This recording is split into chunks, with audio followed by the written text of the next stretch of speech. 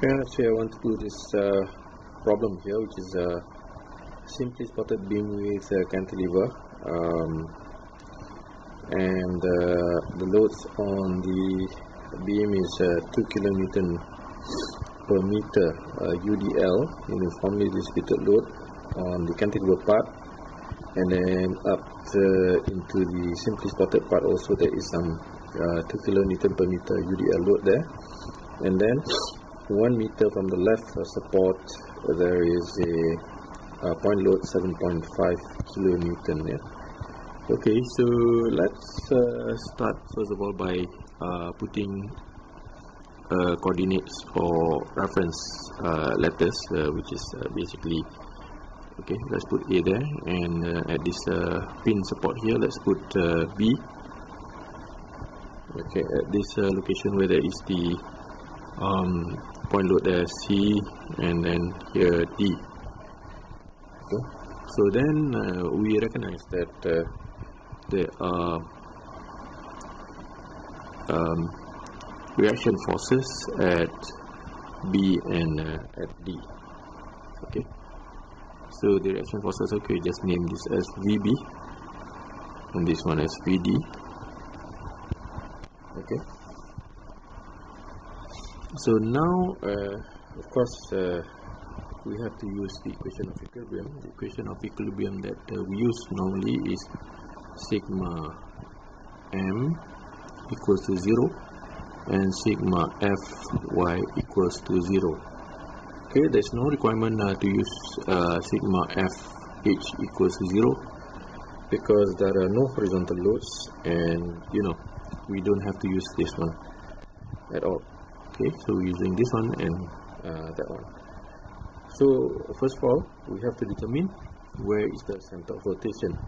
As usual, I always take the center of rotation as the reaction, the place of the support on the right, the support on the right, or the place where the reaction is on the right, which is at D. So I just put a note there so to remind me that this is center of rotation. Although you don't have to, but it's a good practice to put a note there so that you won't forget. Okay. So the first thing, of course, we have to deal with all the forces from the left to the right. Okay.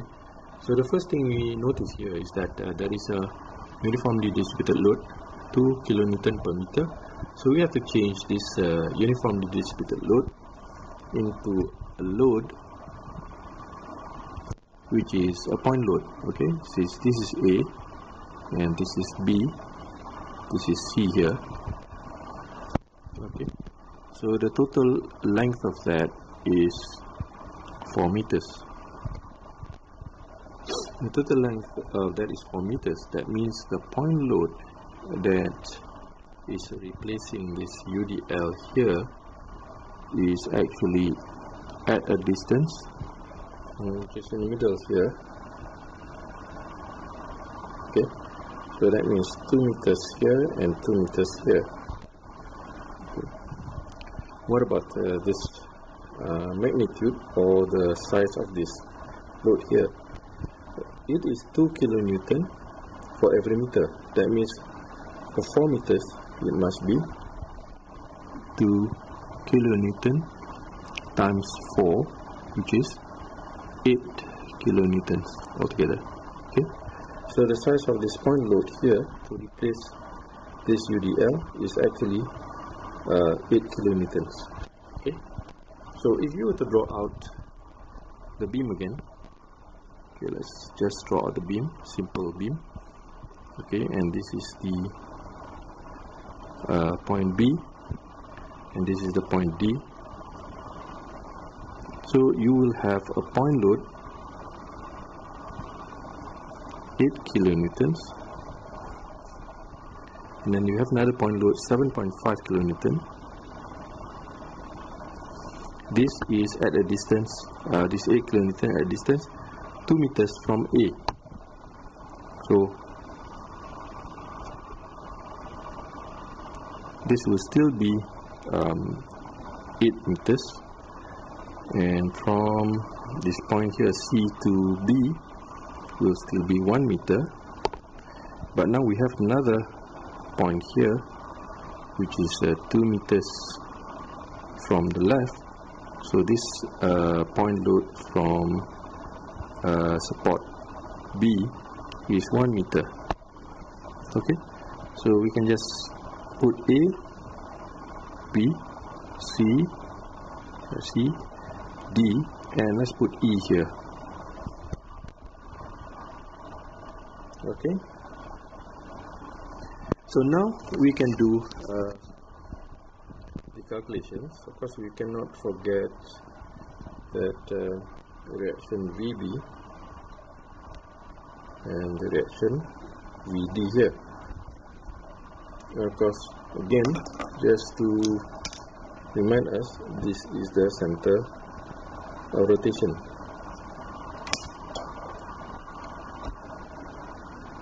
Alright, so using sigma m is equal to 0, and just to remind us, this is rotation, clockwise rotation notation, which means that all clockwise rotation is positive. Yeah. Okay, so now we can deal with each one of the forces. Okay, now with sigma m equals to 0, you must remember it is force times distance to the center of rotation. So starting from left to right, okay, the first force we can see on this line here is 8 kilonewton. Okay, and the distance between this 8 kilonewton to the center of rotation, what is it? It's 1 meter plus 1 meter plus 8 meters. So that's 10 meters, yeah? So let's write it down as 8. Sorry about that. It's 8 times 10, yeah? Okay, so what's the next force? The next force, if we go from left to right, is this force VB.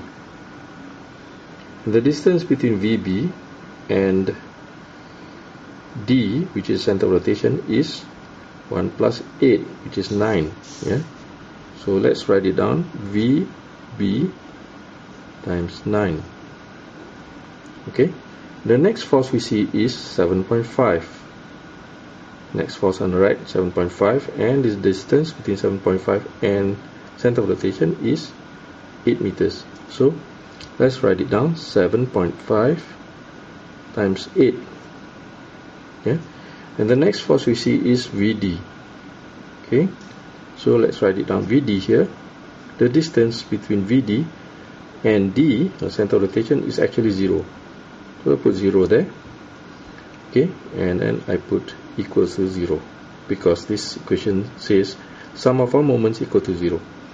So now let's apply this rotation, clockwise rotation is positive. Yeah. So this 8 kilonewton here times 10 will produce an anti-clockwise rotation around the point, the center of rotation D.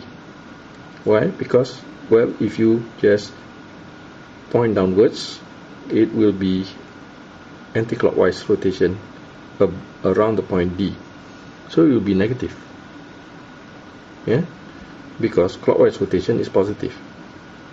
Now for VB, when it rotates